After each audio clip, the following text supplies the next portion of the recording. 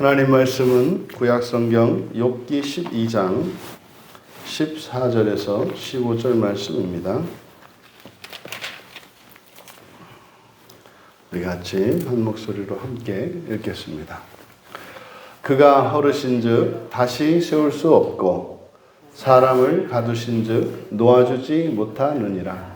그가 물을 막으신즉 곧 마르고 물을 보내신즉 곧 땅을 뒤집나니. 아멘. 신앙과 감정이라는 제목으로 말씀의 은혜를 나누고자 합니다. 바로 앞에서 지혜의 수준이 있고 우리가 추구해야 할 그 지혜는 하나님의 지혜인 것을 가르쳐 주셨던 하나님께서 또 다시 욥을 통해서 그 하나님의 지혜의 절대성을 가르쳐 주고 계십니다. 그래서 그 지혜는 또한 하나님의 능력과 함께 있음을, 또 그것이 절대적인 것임을 욥의 말을 통해서 가르쳐 주고 있는데 욥 자신은 그것을 온전히 이해하고 있지는 못합니다. 14절에 15절에 전부 14절과 15절은 보라라는 말로 시작을 합니다. 이것은 독자로 하여금 주의를 환기시키는 것이고 집중을 요구하는 겁니다. 그러니까 특별히 중요한 내용인 거죠. 헨 보라. 그가 허르신즉 다시 세울 수 없고 사람을 가두신즉 놓아주지 못한다. 여기서 헌다, 무너뜨리는 이런 거지 않습니까? 하라스인데 이제 파괴하다, 넘어뜨리다 이런 뜻이고, 또 세운다는 것은 반대로 이제 반하, 세우다, 건축하다 이런 뜻인데, 그러니까 하나님이 허르시면, 하나님이 허무시면 그것을 세울 수 없다. 그러니까 이것은 이제 지혜의 연장선상에서 말씀하고 있기 때문에 하나님의 지혜로 허무는 것은 사람의 지혜로 세울 수 없다. 이런 의미로 우리가 받아들일 수 있습니다. 그러면 이거를 역으로 생각하면 사람이 허무는 것은요, 하나님의 지혜로는 세울 수 있는 거죠. 하나님의 지혜와 이 사람의 지혜를 이제 대비하는 것인데, 그렇다면 하나님의 지혜로 세우신 것은 사람의 지혜로 절대로 허물 수 없겠죠. 그러니까 사람이 세운 것도 하나님이 하시면, 그러니까 사람이 세운 것도 하나님의 지혜로 다시 세우시면 허물어지지 않게 하실 수도 있는 거죠. 이게 사실은 우리 그리스도인들, 우리가 이제 참 창세기 2장에 나오는 그 새 창조의 특징이 그 아샤의 창조고 그것은 하나님과 함께 하는 거라고 그랬지 않습니까? 그러면 창세기 1장에서 하나님이 세우신 그 바라의 창조는 절대적인 창조로서 완전한 창조예요. 근데 2장에서 새 창조하는 여기에는 하나님이 우리들로 하여금 함께 하도록 하셨기 때문에 우리들이 1차적으로 하고 그것을 하나님이 온전케 하심으로써 새 창조가 완성이 되거든요. 그러니까 사람의 지혜를 사용하셔서 하나님의 지혜를 드러내는 방식이에요. 그러니까 시작은 사람의 지혜이지만 완성은 하나님의 지혜로 이루어지는 것이기 때문에 그것이 하나님의 지혜로 한 것과 다름이 없다 이 말이죠. 근데 그렇게 하시는 목적은 뭐예요? 사람을 온전케 하셔서 하나님의 자녀 삼기 위해서 수많은 시행착오를 거쳐서 하나님의 지혜를 배우도록 하시기 위한 거잖아요. 그러니까 바로 그 이야기가 이 안에 내포되어 있는 겁니다. 그냥 단순히 하나님의 지혜를 사람의 지혜가 감당할 수 없다. 간단하게 이야기하면 이렇습니다만 이것을 가지고 우리가 여러 가지 그 의미들을 이제 유추해내 볼 때, 그러니까 사람이 한 불완전한 것도 하나님의 지혜로 온전케 하시면 그것이 완전한 것이 될 수 있다라는 거죠. 이게 우리 그리스도인들이 이 지상을 살아가는 믿음의 삶이라는 것이 바로 이러한 지혜의 원리 때문에 그런 거죠. 또 이어서 사람을 가두신 즉 놓아주지 못하느니라. 여기서 이제 가두다, 놓아두다 이렇게 되어 있습니다만 여기서는 이제 원문에서는 닫고 열고 이렇게 반대말을 사용하고 있어요. 그래서 이제 가두다라고 번역된 말이 사가르인데 이거는 이제 닫다, 문을 닫다, 문을 잠그다 뭐 이런 뜻이고요. 놓아주다, 파타흐 이거는 열다예요. 그러니까 하나님이 닫으면 다시 말해 사람을 놓고 닫는 거죠. 그러니까 사람이 그것을 열지 못한다. 그러면 여기서 가둔다라고 하는 것은 뭐 여러 가지 의미로 단순히 그 신체를 가두는 것을 의미할 수도 있습니다만은 여기에는 뭐 존재론적으로 그리고 환경적으로 시대적으로 여러 가지 의미에서 이 가둔다라고 하는 의미를 확장 해석할 수 있습니다. 그러면 여기서 하나님이 가두신다라고 하는 이것은 보통 이것을 우리가 뭐라고 불러요? 한계라고 부르고 운명이라고 부르죠. 이게 정해져 있는 한계, 울타리, 이게 넘지 못하는 한계. 이게 이제 가둔다는 거죠. 이게 창조 질서에서는 질서예요. 예, 물이 땅을 넘지 못하게 하는 그 경계, 그게 가두는 거죠. 그래서 땅과 하늘 사이에 있는 보이지 않는 경계. 이것이 이제 바로 우리의 운명이요, 이 세상, 이 첫 창조 세계의 한계입니다. 근데 지금 욥이 14장에서 이야기하고자 하는 바는 뭡니까? 절대 바꿀 수 없다는 거예요. 하나님의 뜻을. 그러니까 하나님이 하시는 일을 누구도 바꿀 수 없다. 그러니까요. 여기서 욥이 깨닫지 못하는 것은 그걸 반대로 뒤집으면 어떻게 되나요? 그러면 하나님이 하시기로 마음먹으면 못할 것도 없다는 거죠. 그러니까 지금 욥은 하나님의 절대 주권을 생각을 할 때 자신의 뜻과 다른 어떤 하나님의 뜻, 이것에 대해서 절대로 내 뜻은 이룰 수 없어. 뭐 하나님이 못하게 하려고 방해하시면은 뭐 그거를 누구도 막을 수 없어. 이래서 이런 부정의 하나님으로 인식하고 있는 거예요.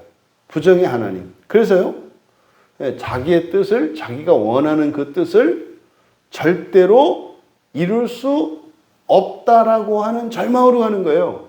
근데 이게 만약에 부정의 하나님이 아니라면 이제 반대가 되지 않겠습니까? 그러면은 하나님이 만약에 나를 도와주신다면 그거는 할 수 있지 않겠어요? 근데 사실은 욥에게 우선하는 건 뭡니까? 내 뜻이 우선한단 말이에요. 내 뜻이. 그러니까 내 뜻을 우선시할 때 하나님은 부정의 하나님으로 인식돼요. 그러니까 하나님은 진짜 말도 안 들으시고 고집도 세시고 거기다가 또 전능하셔서 그걸 내가 어떻게 할 수가 없어. 그러니까요. 절대로 하나님하고는 친하게 지낼 수 없는, 가급적이면 이제 상종을 하지 않았으면 좋겠는데 또 하나님이 해코지 할까봐 두려워서 이제 어쩔 수 없이 뭐 예배에 한번 나오는 정도. 이런 거죠. 여러분, 자기 자신의 뜻을 고치지 않으려고 하는 사람의 인생은요, 불행할 수밖에 없습니다. 그것은 그 사람의 생활 조건이나 환경이 어떻게 변하더라도 불행한 삶을 살아갈 수밖에 없어요. 이게 오늘날 시대 정신이거든요. 어저께 이제 우리 딸내미하고 이야기하다가 뭐 얘기하다 보니까 요즘에 그 꼰대라는 말 있잖아요. 꼰대. 이제 그 청년들이 뭐 지금 뭐 시대적인 용어가 됐죠. 요즘 시대적인 용어. 이제 꼰대라는 말.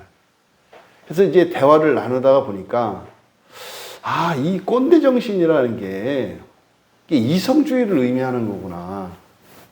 이게 무슨 말이냐면 흔히 꼰대라고 하는 것은 뭐예요?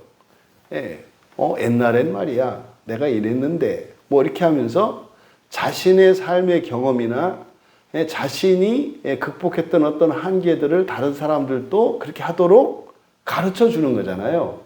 근데 이게 요즘 청년들에게는 이게 막 간섭하고 자유를 억압하는 거로 들려요. 그래서 이야기를 들어보니까 이게 이런 거구나.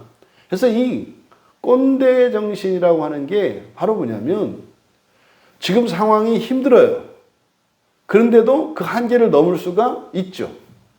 그리고 그 한계를 넘으면 나에게 더 좋잖아요. 그러니까 이렇게 어른들이 청년들에게 그 지금 상태가 어렵지 않다고 말하는 게 아니라 어렵고 힘드니까 어렵고 힘들지 않은 상황으로 환경으로 바꿀 수 있다는 것을 가르쳐 주는 거거든요. 근데 그게 싫은 거예요. 왜 싫을까요? 잘 되고 행복해지고 부자가 되고 이렇게 되는 것보다 사실 그것 때문에 괴로워하고 있거든요. 그렇지 못해서 그걸 괴로워하고 있어요. 그래서 그걸 극복할 수 있는 방법을 가르쳐 주는데 그것을 극복해서 없는 것을 소유하게 되고 할 수 없는 것을 할 수 있도록 능력을 갖추는 것보다 내 마음대로 하는 게 더 가치가 우선적이에요. 그러니까 내 마음대로 해서 그렇게 되는 것은 좋지만 누가 나한테 가르쳐줘서 다른 사람의 말을 따라서 그렇게 하는 것은 내가 그 말을 따라서 성공한다 할지라도 싫어. 이게 이 감정주의예요. 그러니까 요즘 시대 이 꼰대라는 말이 다름이 아니라 이성주의에 대한 이런 감정주의를 나타내는 말이 이 꼰대 정신이라는 말이구나. 이게 지금 딱 욥에게 일어난 일이에요. 욥이 그 하나님과 자기 뜻이 다르면 절대로 하나님을 이길 수 없기 때문에 자기 뜻을 이룰 수 없다고 생각하고 탄식하고 있어요. 그러면은 자기 뜻을 바꾸면, 자기 뜻을 하나님의 뜻으로 바꾸면, 그러면은 못 이룰 게 없잖아요. 그리고 나의 지혜보다 하나님의 지혜가 더 뛰어나요. 나의 뜻보다 하나님의 뜻이 더 선해요. 그러면 사실은 이루는 것보다 더 우선하는 게 바꾸는 거거든요. 근데 욥은요, 그게 싫어요. 내 뜻대로 되기를 원한다 이 말이죠.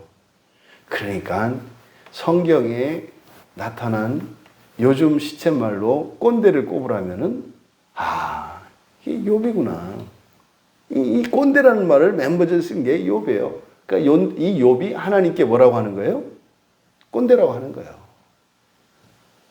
그러니까 내 뜻대로 말고 다 자기 뜻대로만 하려고 하는 이것이 욥에게는 이게 부당하다고 이제 생각이 되는 거예요. 이어서 15절에 또 보라. 이게 다 욥이 하는 말이잖아요. 그가 물을 막으신즉 곧 마르고 물을 보내신즉 곧 땅을 뒤집나니. 앞에서는 부정에 대한 거였어요. 그가 하신 것을 어떻게 바꿀 수 없다라고 하는 뜻이었고, 이제 15절에서는 긍정에 대한 긍정의 하나님이에요. 여기서는 물을 막으신즉 마르고, 여기서 물을 막다라고 하는 것은 사람을 막으면은 그게 구속하는 것이고 한계를 짓는 것이겠습니다만, 여기서 이제 물을 막는다, 가둔다는 거죠. 물을 가둔다. 그러면 물을 가두면 어떻게 됩니까? 이게 물은 흐르는 것을 전제로 하니까 물을 가두면 점점점 물이 많아질 거 아니에요.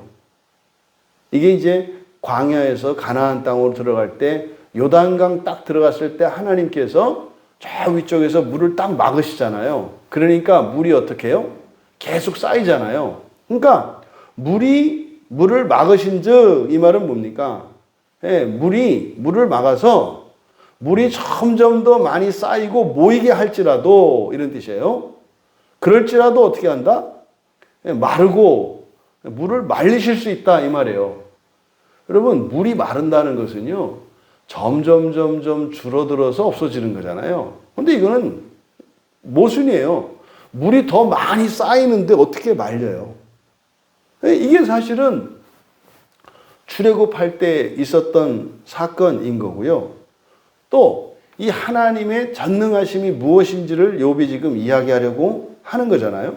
그러니까요, 없앨 수 없을 만큼 많이 있어도 없게 하실 수 있는 하나님, 뭐 이런 뜻이에요. 그러니까 없어야 조금 있는 것만 없애는 게 아니라 절대로 없앨 수 없을 만큼 많이 있는 것도 없애시는 하나님, 이런 뜻이죠. 그러니까 많고 적음이 관건이 아니라 하나님의 지혜가 관건인 거예요. 그러니까 하나님 지혜 안에 있으면 작은 것이라 하더라도 무한할 것이요. 하나님 지혜 밖에 있다면 많다 하더라도 없는 것이다. 이런 뜻이 되는 거죠. 그러니까 그리스도인이 누리는 이 부요가 바로 여기 있는 거죠. 인간적으로 사람의 기준으로 사람의 시선으로 이게 사람의 지혜죠. 돈이 많다. 권세가 크다. 권력이 많다. 이게 사람이 생각할 때는요. 가두셔서 많이 모여 있는 거죠. 근데 그조차도 마를 수 있다 이 말이에요. 없어질 수 있다 이 말이에요. 그러니까 뭐 사우디에서 온 왕자 재산이 뭐 한 개인의 재산인데 뭐 2,700조인가 된다면서요. 예? 2,700조인데 와가지고 저 몇 시간 뭐 한국에서 있다 갔는데 뭐 그냥 대통령의 우리나라 기업의 총수들이 만나가지고 뭐 잠깐 몇 시 얘기했는데 뭐 되게 멋있더라고요. 우리나라 굴지의 재벌들 탁 모아놓고 말이에요. 그러다 보니까 혼자 딱 의자에 앉고 나머지는 소파 의자에 쭉 나란히 앉혀서 야 이게 선생님과 학생들 모습 아니에요? 딱 해가지고 그 살만 왕자가 딱 그러는 거예요. 다리 꼬고 탁 앉아가지고 그래 그 삼성에서는 뭐 우리나라에 와서 뭐 하고 싶소? 뭐 현대에서 뭐 하고 싶어요? 그러고 들어준 거예요. 야, 이게 정말 작아질 것 같아요. 2,700조를 가진 그대 앞에만 서면 작아질 것 같아요. 그러니까 뭐 대통령이고 누구 할 거 없이 막 줄 서지 않아요? 그러니까요. 자기 돈은 마르지 않을 거라고 생각하잖아요. 그러니까 이게 지금 마거신즉이에요. 물을 마거신즉. 그러니까 그 재산이 그냥 기름에서 펑펑펑 쏟아져 나오니까는 뭐 주체할 수 없어가지고 이 세상의 대통령과 기업 총수들도 좌지우지할 수 있는 근데 그 물도 뭐 할 수 있다? 마를 수 있다. 바로 직전에 그 왕자가 지금 뭐 셋째 왕자인가 그런데 그 앞에 왕자가 반역죄로 해가지고 죽었거든요. 세상 일이 그런 거죠. 그러니까 이 세상을 살아갈 때 여러분 하나님의 지혜 안에 있는 것, 하나님의 뜻 안에 있는 것이 우선이지 하나님 뜻 밖에서 아무리 많고 크고 높은 것을 가진다 한들 순식간에 사라질 수 있다는 거. 아주 꼭 맞는 말 아니에요. 또 이어서 물을 보내신 즉 땅을 뒤엎는다. 물을 보낸다. 물과 땅을 대조하고 있거든요. 물은 뭡니까? 물은 여러분 여기서 요 바닥에다가 뭐 이렇게 1cm도 쌓을 수 없는 거 아니에요. 1cm를 쌓으려면 이 전체를 채워야 1cm를 채우는 거 아닙니까? 그러니까 세울 수가 없잖아요. 물은 채울 수밖에. 물이 액체잖아요. 그러니까 견고함으로 보면 뭐 가장 약한 고체보다도 약한 게 물이에요. 견고함으로 보면. 갈대와 같은 게 흔들리지만은요. 뭐 크면은 뭐 2m, 3m까지 올라가지 않아요. 근데 물이 그렇게 되려면 어떻게 돼요? 전체를 다 채워야 그만큼 올라가요. 근데 그런 물이 이 세상에서 가장 견고한 게 뭡니까? 땅이잖아요. 무너지지 않는 게 땅이잖아요. 가장 견고한 게.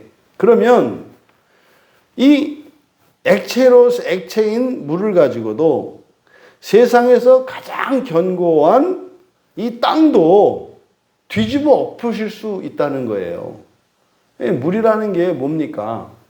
땅 위를 흐르는 거 아니에요. 땅 위를. 그런데 그 물로 어떻게 한다? 완전히 그 땅조차도 뒤집어 엎으실 수 있다. 그러니까 이것은 지금 뭡니까? 가장 약한 것으로도 가장 강한 것을 엎을 수 있는 뭐 이런 의미인 거죠. 그러니까 가장 작은 것으로도 가장 큰 것을 이길 수 있게 하시는 하나님 뭐 이런 뜻이에요. 그러니까 지금 15절에서는 그러니까 14절은 부정의 하나님에 대한 인식이라면 그때 부정은 뭐예요? 나의 뜻을 절대로 이룰 수 없다는 거죠. 그럼 15절에서는 긍정의 하나님에 대한 인식으로서 하나님이 원하시는 것은 그러니까 하나님의 지혜는 반드시 이루어진다는 의미잖아요. 근데 이 말이 하나 같은 입에 아주 딱 달라붙는 찰떡 같은 진리거든요. 우리들에게는. 그렇잖아요. 어느 누구도 하나님의 뜻을 거스를 수 없고 하나님이 세우신 뜻은 반드시 이루어진다는 말이 여러분들에게는 기분 나쁘게 들리십니까? 아니면 기쁘고 감사하게 들리십니까? 이게 어떤 사람에게는 기분 나쁘게 들리고요. 어떤 사람에게는 이게 세상에 평안을 주고 소망을 주고 기쁨이 된다 이 말이에요. 똑같은 말인데 말이에요. 왜 그래요? 감정 때문에 그래요. 이 감정이 뒤틀리면 좋은 것도 싫고요. 감정이 좋으면은요, 싫은 것도 좋아요. 그렇지 않아요? 여러분이 좋아하는 사람한테는 사서라도 고생을 하는데, 네? 여러분이 싫어하는 사람한테는 돈 주고라도 수고를 안 하잖아요.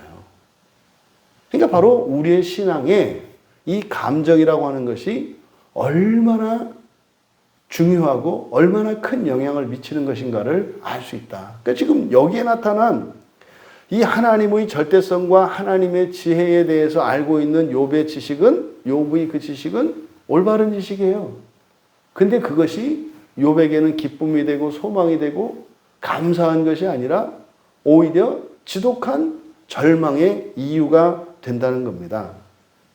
이걸 통해서 우리가 깨달을 수 있는 게 바른 신앙을 위해서는 하나님을 아는 바른 지식이 필요해요. 그런데 그 바른 지식만으로 되는 것이 아니라 바른 관계가 필요하다. 바른 관계는 뭡니까? 감정이에요, 감정. 그러니까 정확한 하나님에 대한 지식을 가지고 있다 할지라도 이 거짓 감정으로 인해서 오해하게 되면 하나님에 대한 지식과 그 하나님에 대한 경험들이 오히려 불행의 원인이 되고 절망의 원인이 될 수 있다는 사실을 우리가 알 수 있어요. 그러니까 하나님을 알아가는 일과 함께 하나님을 오해하지 않을 수 있는 순전한 감성이 우리에게 필요하다는 것을 알 수 있어요. 그래서 우리 주변에 있는 나의 감정을 상하게 하는 이런 사람들이 사실은 결국은 뭐예요? 하나님을 오해하지 않도록 우리의 감성을 기경하시기 위해서 두신 좋은 교구제라는 것을 알 수 있어요. 그러니까 그거 하나하나를 우리가 꺼려할 것이 아니라 그것을 통해서 어떻게 해야 된다? 우리의 감성을 어떤 일이 있어도 하나님을 오해하지 않을 수 있는 순수한 감성을 가지도록 훈련해야 한다. 두 번째로 나의 지혜가 아니라 하나님의 지혜를 구해라. 그러니까 지금 욥이 말한 것처럼 절대적으로 세우실 수도 있고 절대적으로 무너뜨릴 수 있는 하나님이시라면 믿고 의지할 만하지 않아요? 그러니까 하나님을 의심하고 원망할 게 아니라 그것은 하나님이 우리에 비해서 더 강한 힘을 가지고 있기 때문이 아니라 하나님의 뜻이 선하기 때문이에요. 하나님의 뜻이 선하기 때문에 그게 무너지지 않고 반드시 세워지는 것이지 하나님이 우리보다 존재론적으로 뛰어난 분이기 때문에 하나님의 뜻을 세우는 게 아니에요. 인간 세상에서는 그렇지 않죠. 인간 세상에서는 옳고 그르고 선하고 악하고가 아니라 힘이 센 사람 뜻대로 되잖아요. 그러니까 하나님과 우리의 관계를 사람과 사람의 관계로 착각한단 말이죠. 이 세상은요, 능력이 있는 사람이 악할 수도 있고 권력을 가진 사람이 미련할 수도 있어요. 근데 하나님은 그렇지 않아요. 하나님의 지혜가 가장 뛰어난 것은 하나님의 능력이 가장 뛰어난 것과 항상 비례합니다. 그러면 하나님의 능력이 가장 뛰어나면 하나님이 가장 지혜로워요. 이게 지금 사실은 우리들을 하나님께서 구원하시려는 목적이죠. 그냥 하나님이 창조하실 때 이 주권과 능력을 따로 두신 이유가 뭐예요? 우리는 이게 일치하지 않아요. 일치하지 않아요. 그래서 이 둘 다를 가지게 되면 어떻게 해요? 세상을 완전히 망가뜨린다 이 말이에요. 그래서 하나님은 이것을 따로 두신 거잖아요. 그래서 결국 주권과 능력을 보았을 때 우리는 하나님의 지혜와 사람의 지혜에서 하나님의 지혜를 따른다면 능력이 아니라 무엇이 우선이에요? 주권이 우선인 거예요. 주권이 우선인 거예요. 근데 지금 세상은요, 능력 위주의 세상으로 바뀌었잖아요. 능력 위주의 세상으로. 주권이 아니라. 그러니까 동양적 사고가 서구적 사고보다 더 성경적이에요. 그러니까 대표적인 게 뭐예요? 경로 사상 같은 거 아니에요. 어른을 존경하는, 이건 뭡니까? 이거는 그냥 주권 위주거든요.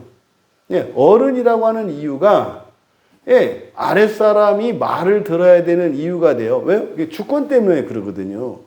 근데 서구는요, 그게 아니잖아요. 나이가 벼슬이야. 그게 아니라 능력 위주잖아요. 그래서 우리 사회가 이제 능력 사회로 이제 거의 다 바뀌었잖아요. 그죠? 그러니까 이렇게 이제 세상이 엉망진창이 되는 거 아닙니까? 그러니까 결국 사람의 지혜가 아니라 하나님의 지혜를 따라야 되는데 그것을 우리에게 적용하자면 능력이 아니라 주권 위주로 살아야 한다. 세 번째로, 그러면 우리들이 점검해 봐야 되겠죠. 여러분의 신앙생활은 안녕하십니까? 여러분의 신앙생활은 안녕하십니까? 여러분이 하나님을 아는 지식에 있어서는 온전한 지식을 갖고 있으며 또 여러분들이 알고 있는 그 지식이 여러분의 인생을 부욕해 하고 행복하게 하십니까? 과연 여러분들이 하나님과의 관계성 속에서 원망하지 않고 탓하지 않고 절망하지 않고 불행을 느끼지 않으며 살아갈 수 있습니까? 이것은 바로 우리의 환경의 어떠함, 이것이 아니라 무엇과 관계되어 있다는 겁니까? 바로 하나님에 대한 온전한 지식과 또 하나님과의 온전한 관계에 의해서 이게 좌지우지 된다 이 말이에요. 그러니까요, 가난하고도 행복하고 기뻐할 수 있고요. 부자이면서도 불행하고 슬퍼하고 괴로워할 수 있다는 거예요. 그러면 여러분은 부자요 권력 있는 자가 되기를 원하십니까? 아니면은 행복하고 기쁘고 즐겁고 만족한 사람이 되기를 원하십니까? 이것은 여러분들의 신앙과 직접적으로 이거는 결부되어 있습니다. 오늘 성경은 욥을 통해서 우리에게 가르쳐 줘요. 하나님을 아는 지식 너무나 중요하다. 하지만 그에 못지않게 중요한 것이 뭐다? 하나님과의 관계요. 그 하나님과의 관계에는 우리의 인격성 가운데 감성이라는 겁니다. 하지만 그것이 결단코 하나님의 지혜를 능가할 수는 없는 거예요. 주권을 우선적으로. 그럼에도 감성을 무시하지 않으면서 또한 능력을 구하는.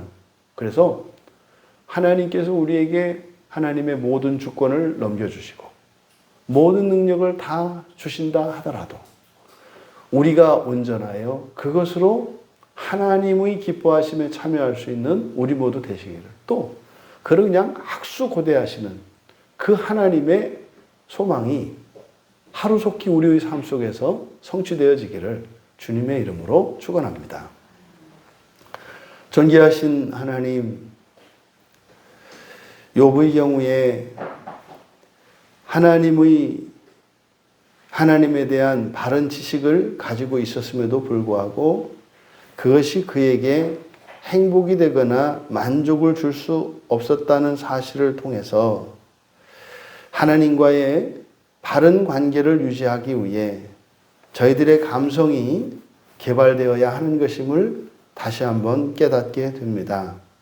하나님, 바라옵기는 저희들이 날마다 하나님을 아는 지식에서 자라가게 하시고 온전해 가게 하여 주시되 하나님을 오해하지 않게 하여 주셔서 저희들이 알고 있는 하나님을 아는 지식이 저희들의 삶을 부욕해 하고 존귀케 하며 하나님을 더욱 사랑하게 할 수 있도록 은혜를 내려 주시옵소서. 감사하며 예수님의 이름으로 기도하옵나이다.